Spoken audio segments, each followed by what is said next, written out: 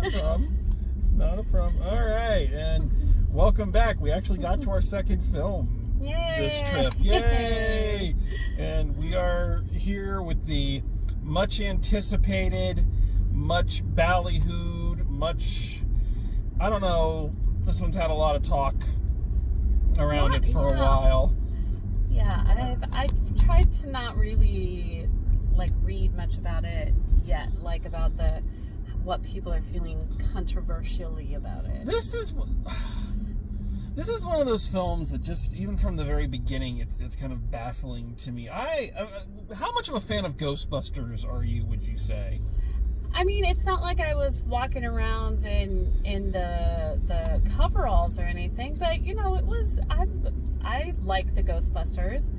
I liked the Melissa McCarthy version of the Ghostbusters, and we definitely watched it when I was growing up. Stay Puft Marshmallow Man guy was so cute. Yeah, I enjoy the movies. I even liked the second film. I know it's one of those films that you're not supposed to like. The internet has decided it's terrible, so.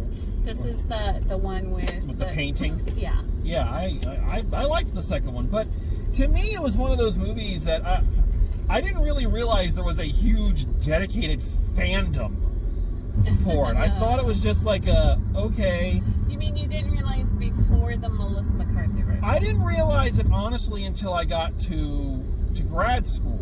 Oh. Because a guy I went to grad school with is a huge Ghostbusters fan. And every day, Brandon, they're in talks about Ghostbusters 3, and I was like, I don't care. Legitimately. My cousin Dean and I really liked the cartoon when we were kids. But just in terms of the movies, it was never something that, and just kind of the brouhaha that's gone up about this film, about the reboot a few years back, and everything else, and for what is basically an okay film. I mean, I thought it was pretty good. It's one of the better films that involved SNL alum. Fair enough. You can't argue that point. Like I say, enjoyed it. But yeah, and then this film comes along.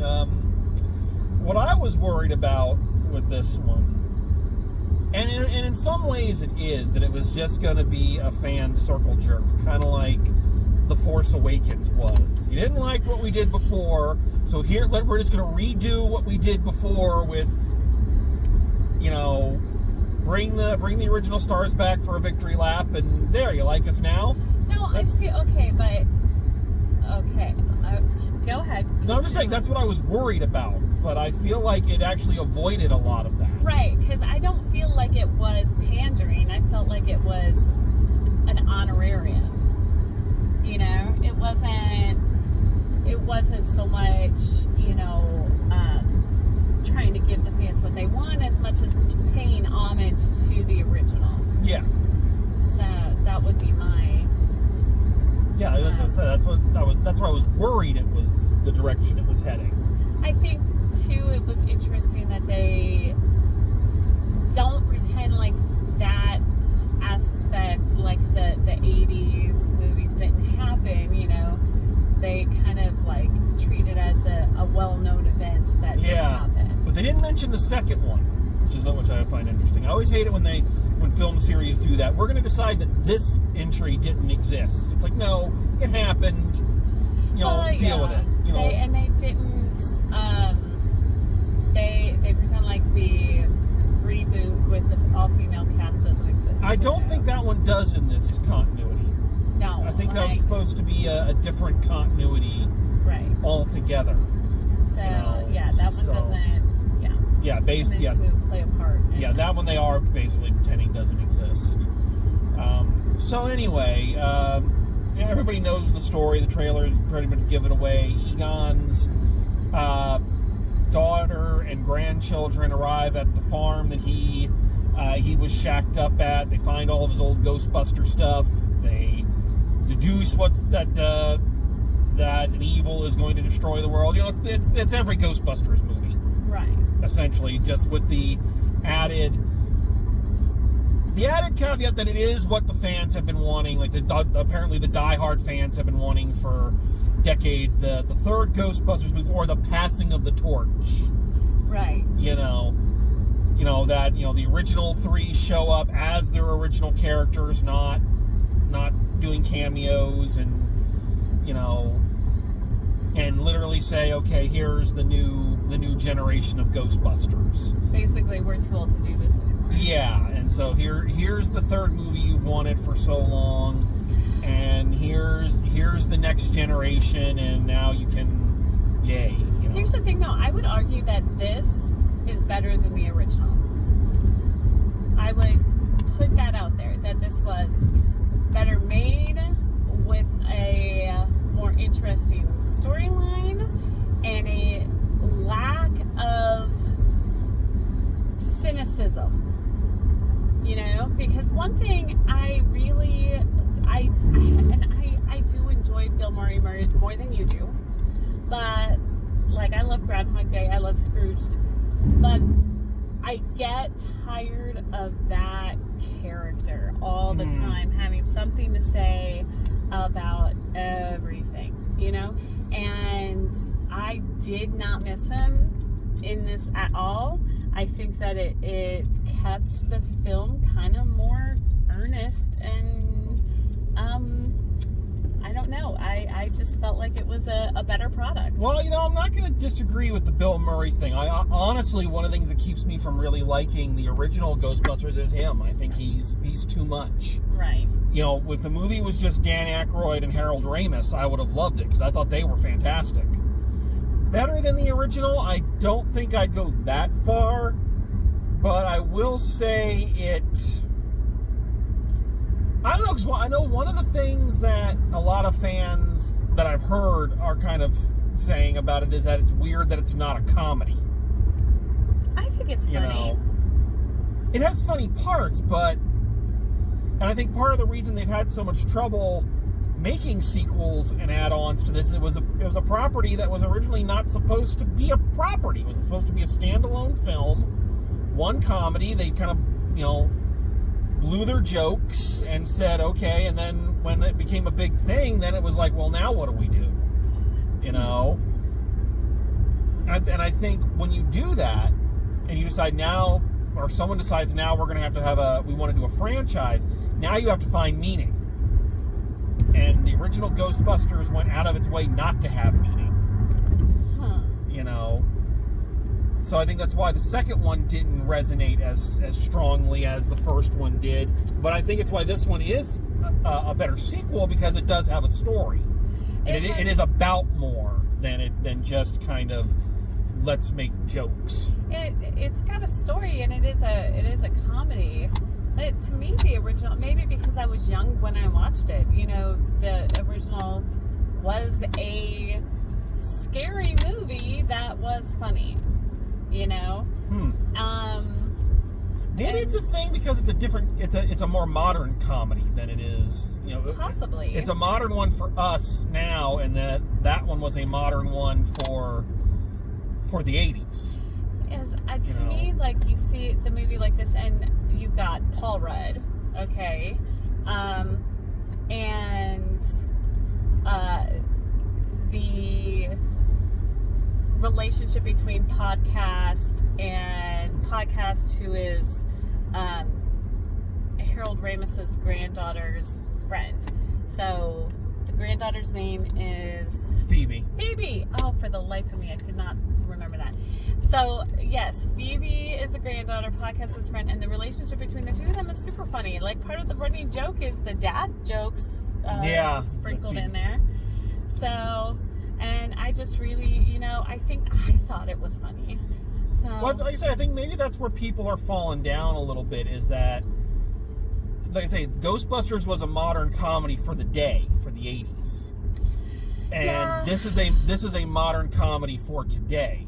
It with its more sarcastic sense of humor. Well, and okay, to me, the comedy that they portrayed it as in the 80s was that, kind of more problematic humor, really. And And they really leaned on the whole Bill Murray douchebag, humor, which is just not like, I mean, I just don't think you could have a character like that in a modern movie and still find them to be endearing. Well, I to be fair, I don't think it was Bill Murray overtook the film, because that's what Bill Murray did back then. He was a lot like, you let him run wild. But the other part of it was the very sincere comedy of Dan Aykroyd and Harold Ramis, as right.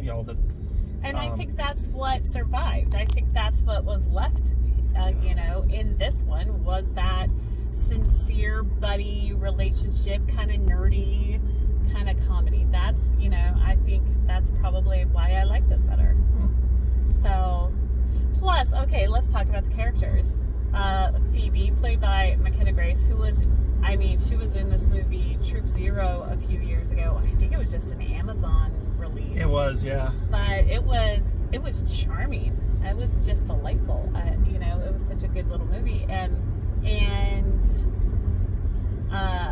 her character in this, as I would say probably autistic. She makes mention of not having emotions. They kind of they leaned heavily on kind of that both her and Egon were kind of on the spectrum somewhere. Right. And I enjoyed that representation of a person on the spectrum without portraying them as disabled. Which I think a lot, like you see autism in movies and it's portrayed as this disability. Like, we're not even going to talk about that Sia monstrosity that was perpetrating all kinds of harmful. Oh, yeah. I was about to say, which one did I remember? But, yeah, to have a person on the spectrum who is not portrayed as it's being something that needs to be fixed. Yeah. There you go. Oh, there. Sorry. So I really enjoyed that, and she's a smart girl who's unapologetically smart, there's never any question of her not being able to do something or figure something out, and they don't really make a big deal of it either. Like, yeah, she's a smart girl who's figuring stuff out, so I really enjoy that. I am, as crappy as 2021 has been, it's been the year of the strong woman in movies. This is fair. I'm kind of digging it. I will say, and I know this is kind of part of the humor, and you're probably going to disagree with this. I agree with everything you said. The only thing I will say that I get a little tired of with the super smart, especially super smart kid characters, is this tendency that they talk down to everyone else. It's a little bit of the Sheldon going on. I didn't get the Sheldon, because we have the same problem with Sheldon. But I didn't really get that from her. I got it a little bit. Except maybe when she talked to, like, Paul Rudd. But not like, I didn't really pick up on that. I think you're hypersensitive to that, of people being condescending. So, yeah. What's that supposed to mean? And then Finn Wolfhard as the older brother, who, like, Greasy Scarecrow Boy. For the life of me, I was like, oh, he's just gonna play his Stranger Things character again. But he didn't really. It was a I thought once they kind of got him, like, yeah, I think about halfway through the movie I started liking him. Yeah. He started out again with that little too much of that stock type, I'm too sarcastic for everything. Remember that summer we died under a table? It's like, okay, thank you. Yes, but like, you teach teenagers, right? And he's the exact same age as my oldest kid. Tell me that's not accurate to life. Doesn't mean I need to see it in every character in a movie. But I think once they dropped that and actually gave him character traits, then I liked him. Like, it took about 30 minutes into the movie for me to kind of get with them. Picking up on the character traits early on. They were there. They were just subtle. Like, I mean, I don't know. And I enjoyed the interactions. Oh no, I did. I it took me a little while, but yeah, once the characters kind of settled in, I enjoyed them. I loved having a sibling relationship too, where they weren't constantly trying to beat each other up or fight with each other. Yeah, which is unique. We don't do that a lot. There's not a lot of movies. In the movies, and or even a lot in TV. There's not. No. Like they always feel like that's conflict. Like they have to have the siblings fighting, and that's just not accurate to as opposed to just kind of being siblings. A smart aleck remark here and there, but not kind of the outright hatred some of these siblings. No, I thought the characters were a lot of fun. They grew on me, I'll say. They grew on me. I liked it from the beginning. It took a little while for them to grow on me, but it got there. Carrie Coon as the mom, Callie, I thought was good. She, it wasn't this kind. A lot of times they portray moms as either Donna Reed, super perfect mom, or Pinterest mom, or they like what you would think of as like the wine mom, who's like, oh, these kids make me have to drink all the time, and and like, oh, life is so hard as a mom. And I feel like she was just kind of a realistic person who enjoyed her kids' company, but was also like, yeah, I'm broke and life kind of sucks right now, and I'm sorry about that, So I thought it was an interesting portrayal of a mom character without falling into the stereotypical traps that I see a lot of. And Paul Rudd being Paul Rudd, it's just amazing. Like, I mean, how is that guy like 50? I don't know. That is a very good question. Like, how is that? He's very well preserved. Yes. I will say that one of the things, and this is just me, and I know you'll again probably disagree, and I know every fan out there will disagree.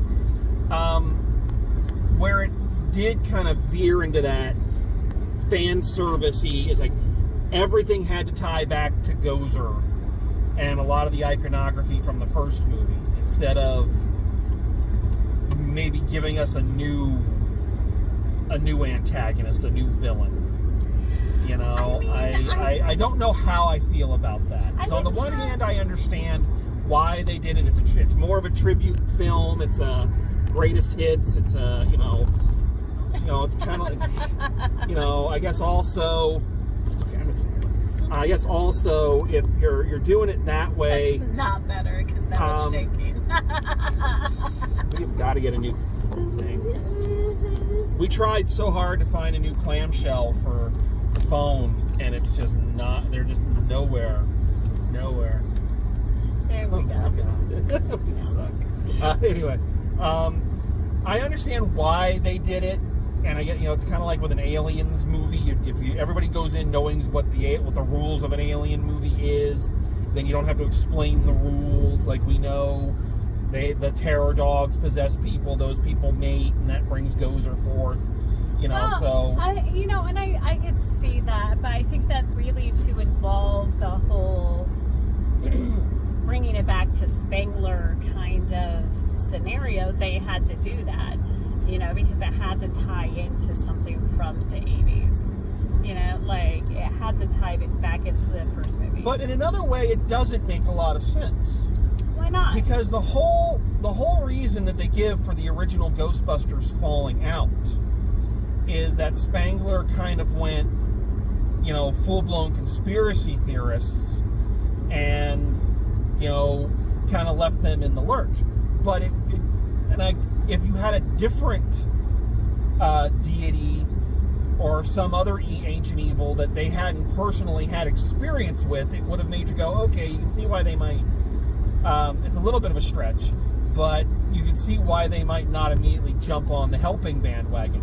But here, they fought Gozer before. They know all this is going on. But they thought that they fixed it. They thought they defeated it. But why?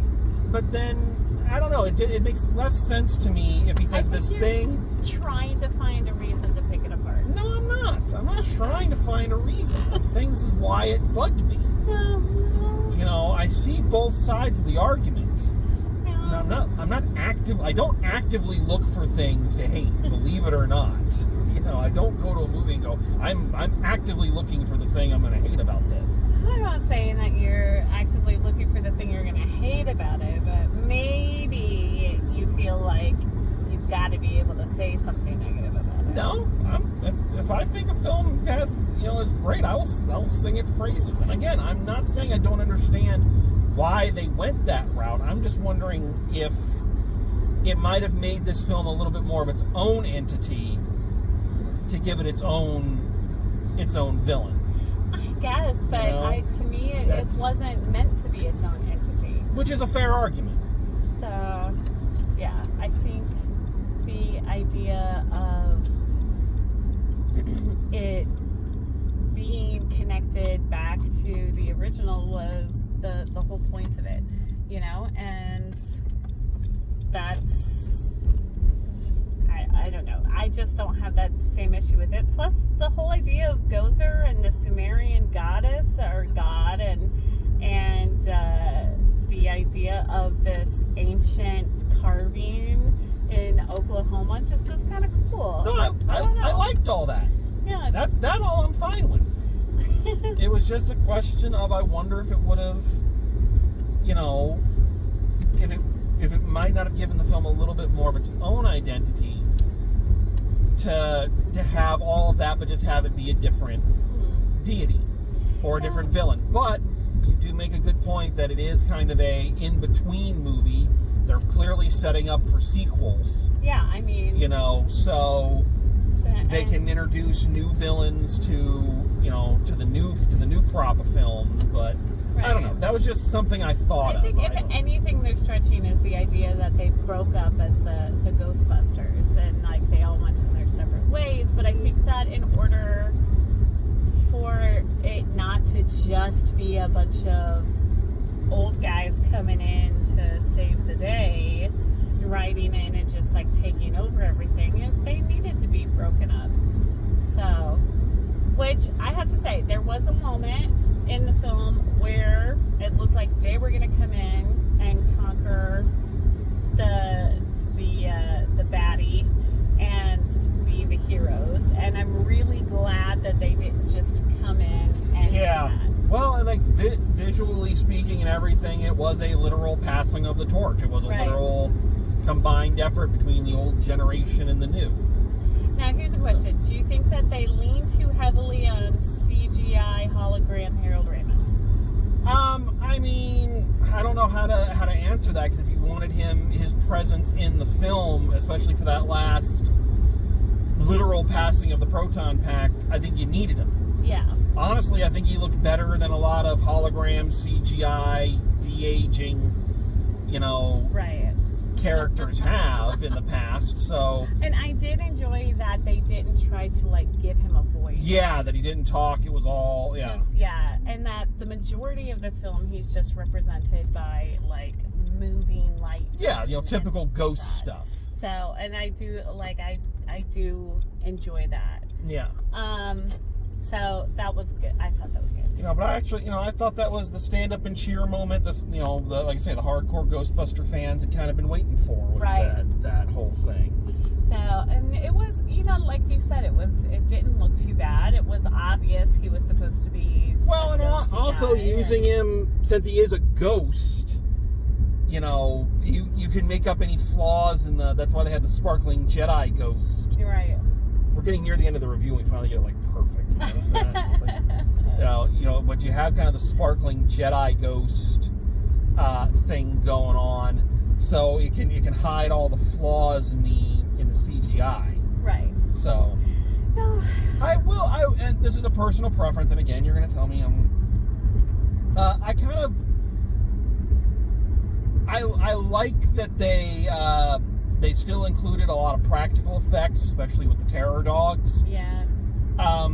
I thought some of the CGI on them got a little cartoony. It wasn't enough to bother me. Like, I thought it was, fairly realistic without falling into the uncanny valley. But it also did, I think maybe the comedy is not the same as it was in the 80s, but one thing that is the same is that this is exactly what the original Ghostbusters became. It wasn't set out to be this. but it's what it became, and that is a nice scary movie for kids. Right. Yeah. You know, it didn't pull its punches. Right. It had its scary moments. And, oh yeah, I totally jumped a few times. You know, and there were some like actual tension building moments. Like I know I was holding my breath during parts of it. So you know, which is again what the original became. Wasn't what it was originally intended to be, but it's what it became. And I think it is a more accurate representation of youth now. Like I feel like my kids could go see it and see themselves in the movie. Yeah. You know, like I think that it was accessible to all audiences. I feel like the people that were in the theater all seemed to enjoy it. Everybody seemed to be having a good time with it. The kids next to us were pretty young, and they were engrossed the entire time. So, but yeah, I enjoyed it a lot. Like I said, you're the strong girl in the movies. You know, I just can't help but get excited to see female characters in these traditionally male type of roles, and it just makes my little feminist heart glow. You know, so but overall I was very pleased with it. Like I was grinning by the end of the movie. I walked away feeling satisfied that there was not any like really loose ends that didn't get tied up or things I didn't wonder about. Yeah.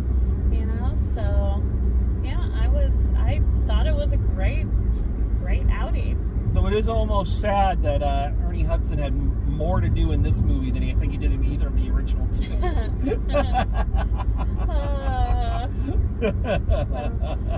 Yeah. But, excuse me. Yeah, I think it was I think it was a better than average, film. I think it was better than it had any right to be. And I think that even if you don't have any background with the Ghostbusters, you're still going to be able to go into it and enjoy it. Yeah. Which I think is a good aspect. Which I think is the point. Yeah, they're trying to, they're trying to reignite it for the next generation, and all the hard. I think it is one of the rare films that, like I said, at the beginning I was worried it was going to be a little too much of The Force Awakens. Right. We're just going to retread the exact same thing and have you all go, ooh, we recognize that. But this was an actual passing of the torch, actual, rewarding the fans. Right. And bringing in new ones. I think that's a hard balance to strike, and I think on the whole they did a pretty good job. Best movie of the year? I don't think so, but good showing. Good showing, yeah. I think that it was.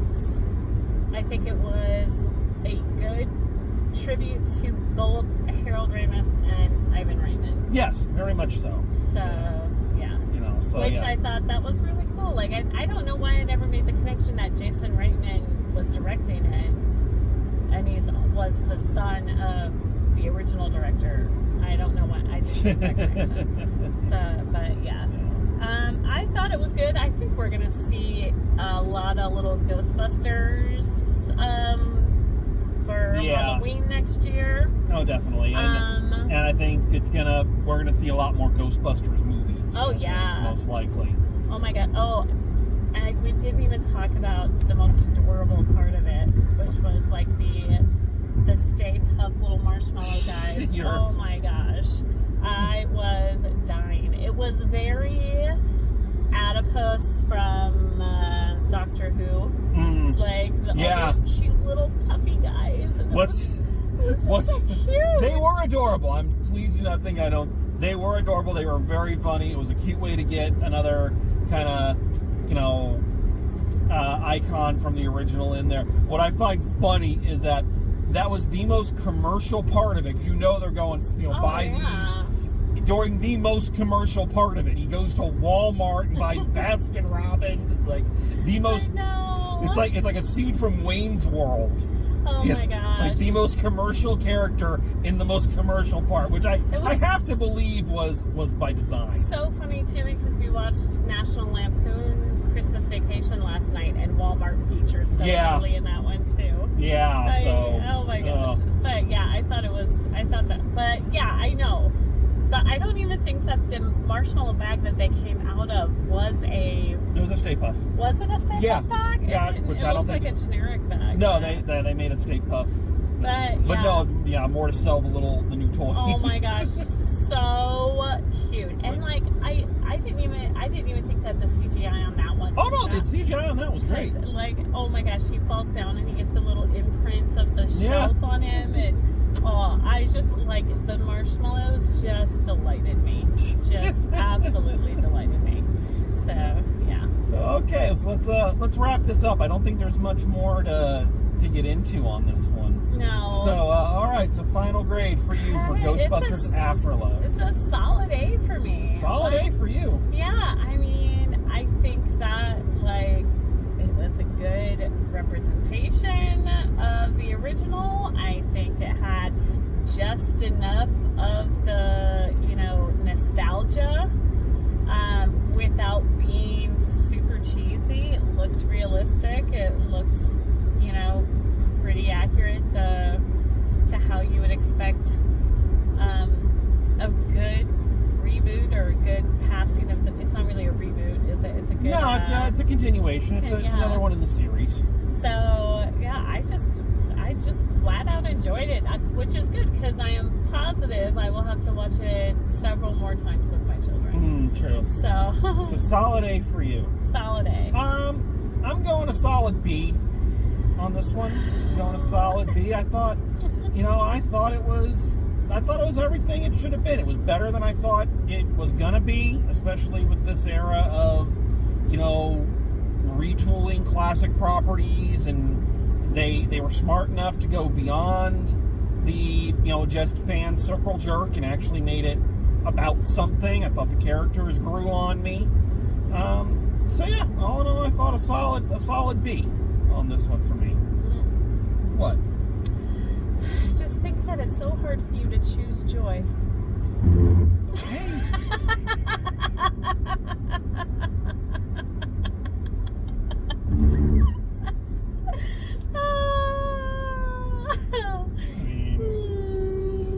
Okay. I chose you, didn't I? Aww. Oh! Ho ho! Ho ho! Ho ho! That's right. I'm marking that as a win for me. That's right. So yeah. Okay. So there you have it. So thank you for joining us. Thanks for coming along for the ride. We're gonna drive through some cornfields and pretend like we're hunting ghosts. And yeah, so thank you very much. Be safe, be healthy, and as always, drive safe. And we will see you at the movies.